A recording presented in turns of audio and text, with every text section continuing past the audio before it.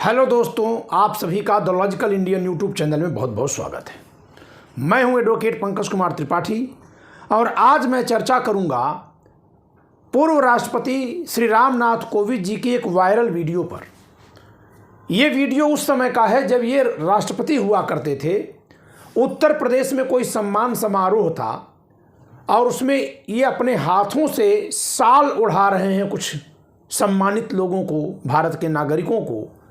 उनके साथ शाल उड़ाने के बाद जो आचरण कर रहे हैं और जिस तरह से इनको जगह जगह घुमाया जा रहा है, वीडियो में उसी का दृश्य है और किसी ने उसी पर अपनी प्रतिक्रिया दी है, आवाज़ भी है पीछे से।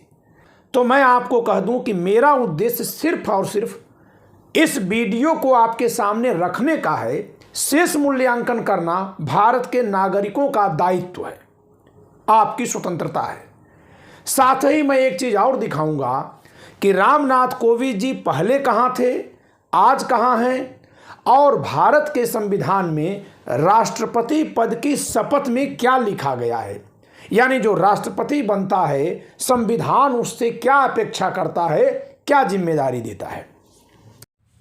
कहने को तो ये हमारे देश के राष्ट्रपति हैं, लेकिन बीजेपी ने इनको राष्ट्रपति केवल पैर छूने के लिए और अपने ऊल जलूल कानूनों पर मुहर लगवाने के लिए बनवाया है। अभी हाल ही में आपने देखा होगा कि यूएपीए पर मुहर लगाते हैं ये। उसके पहले आरटीआई एक्ट में जो संशोधन करके आरटीआई को बर्बाद करने का काम किया गया, उस पर भी कोविंद जी ने मुहर लगा दिया। ये जिस आरक्षण के दम पर, जिस आरक्षण का सर्टिफिकेट ले करके ये यहाँ तक पहुँचे हैं, ये उसी आरक्षण को ख़त्म करने की बात करते हैं, क्योंकि इनको लगता है कि अब देश में जातिवाद खत्म हो गया है, ऊंच नीच खत्म हो गया है, गैर बराबरी खत्म हो गई है। ऐसा इनको इसलिए लगता है क्योंकि भारतीय जनता पार्टी ने इनको सारी सुख सुविधाएं दे दी हैं। ये कुएं के मेढक बन चुके हैं, इन्हें और कुछ नहीं दिखाई देता है। इन्हें नहीं दिखता कि देश में एक ऐसा कानून था जिसके तहत आम आदमी भी सूचनाएं प्राप्त कर लेता था, भ्रष्टाचार के खिलाफ लड़ाई लड़ लेता था। ये चुपचाप आरटीआई अमेंडमेंट बिल पर मुहर लगा देते हैं। बहुत से मूर्ख ऐसे भी हैं जो खुश होते हैं कि दलित राष्ट्रपति बन गया है, लेकिन दलित होने से कोई अम्बेडकरवादी नहीं हो जाता। दलित नहीं बल्कि अम्बेडकरवादी व्यक्ति होना चाहिए, तभी वो बाबा साहब अम्बेडकर की विचारधारा को समझ पाएगा, उस पर काम कर पाएगा। नहीं तो वो इन्हीं राष्ट्रपति कोविंद की तरह बीजेपी वालों का गुलाम बन के रह जाएगा, केवल स्टैंप लगाने का काम करेगा। इस मामले में बराबर का दोषी आप भी हैं, क्योंकि जब नेता इस बात से आश्वस्त हो जाएगा कि उसे केवल दलित होने के नाते ही दलितों का या पिछड़ा होने के नाते ही पिछड़ों का वोट मिल जाएगा, तो वो उनके उत्थान के लिए काम ही क्यों करेगा। दोस्तों, पीछे जो बोर्ड पर पिक्चर दिख रही है, ये श्री रामनाथ कोविंद जी की उस समय की तस्वीर है जब ये 2017 से 2022 तक भारत के महामहिम राष्ट्रपति हुआ करते थे। उस समय ये भारत के राष्ट्रपति थे, यानी भारत के प्रथम नागरिक। अब तक भारत के कोई भी राष्ट्रपति रिटायर होने के बाद प्रत्यक्ष या परोक्ष किसी पद को धारण नहीं किए हैं। ये हमारे भारत के अब तक के राष्ट्रपतियों की परंपरा रही है, जिसे श्री रामनाथ कोविंद जी ने तोड़ा है। कानून की भंग किया है तो इसका एक अलग अर्थ निकलेगा। इस नाते मैं कहता हूं कि उस परंपरा को इन्होंने तोड़ा है। अच्छा किया कि बुरा किया, संविधान के सापेक्ष किया कि विपरीत किया, पद की गरिमा जिस पर ये रहे हैं उसके अनुरूप किया कि विपरीत किया, ये सब सोचना आपका काम है। तो दूसरा काम क्या है दोस्तों, इस समय Ramnath Kovind ji one nation one election, जो मोदी सरकार का एजेंडा है, जिसके अनुसार भारत के लोकसभा यानी संसद से लगाए वार्डों के मेंबर तक का चुनाव एक ही दिन एक बार में हो जाना चाहिए। हर तरह के चुनाव, चाहे वो सहकारी समिति के चुनाव हों, चाहे वह लोकसभा के चुनाव हो, विधानसभा के, क्षेत्र पंचायत के, जिला पंचायत के, ग्राम पंचायत के, शहरों में नगर निगम के, नगर पालिका के, टाउन एरिया के, चेयरमैन के, चाहे जो भी हो, मेयर के, महापौर के, जो भी पदनाम हो, सभी चुनाव एक बार में किए जाने की मुहिम जो मोदी सरकार चला रही है, उसके तहत मोदी सरकार ने एक कमेटी बनाई है जिसका नाम है one nation one election committee.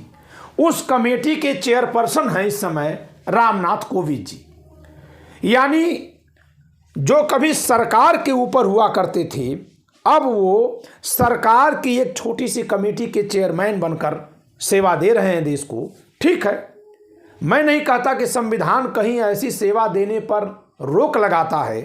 अब तो दौर आ गया है कि कोई जो भारत का मुख्य न्यायाधीश रहा है वो राज्यसभा सांसद बन जाता है या वो जल्दी से गवर्नर बन जाता है।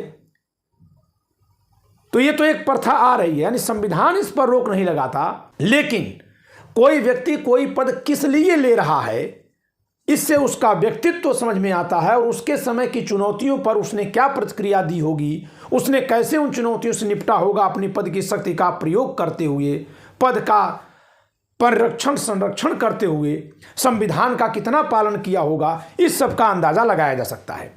तो दोस्तों, अब इतने के बाद मैं दिखाऊंगा भारत के संविधान का अनुच्छेद 60 article 60 of the Indian constitution which provides about the oath of the president of India, जो भारत के राष्ट्रपति के शपथ का उल्लेख करता है।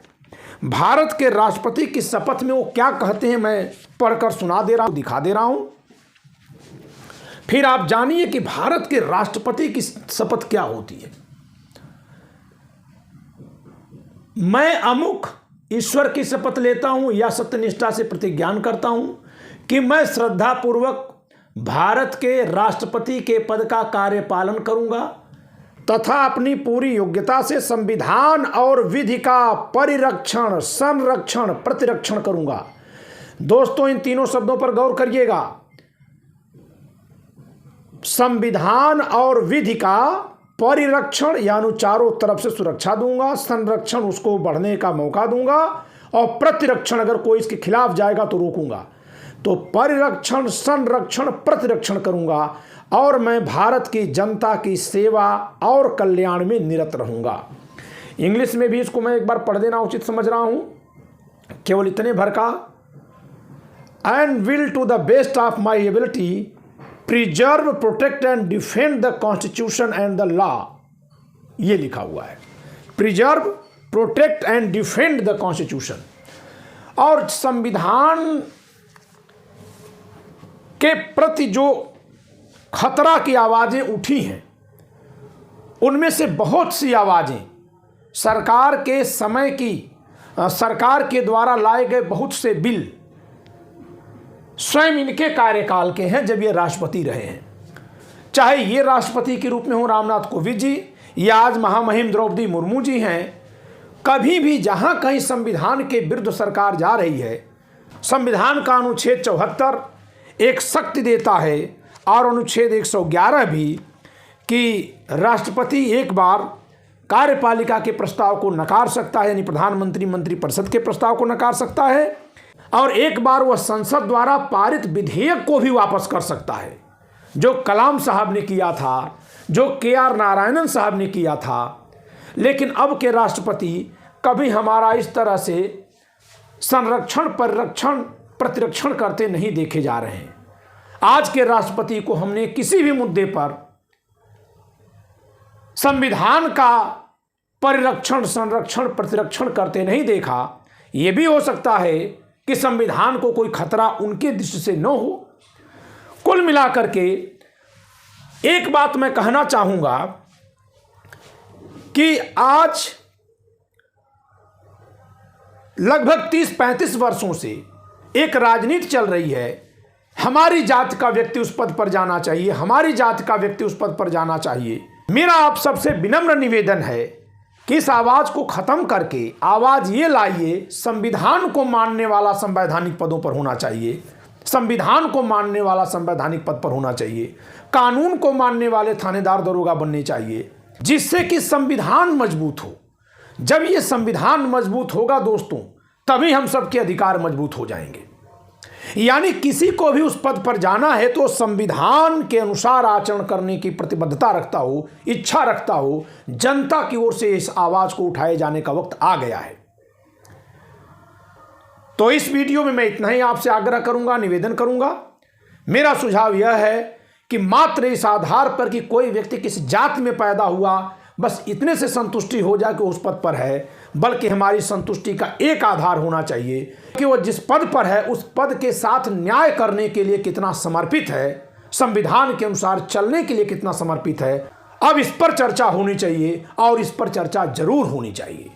इस वीडियो में इतना ही। अगर ये वीडियो पसंद आई हो तो आप लाइक करिएगा, शेयर करिएगा, चैनल सब्सक्राइब न की हो तो सब्सक्राइब करिएगा। जय संविधान।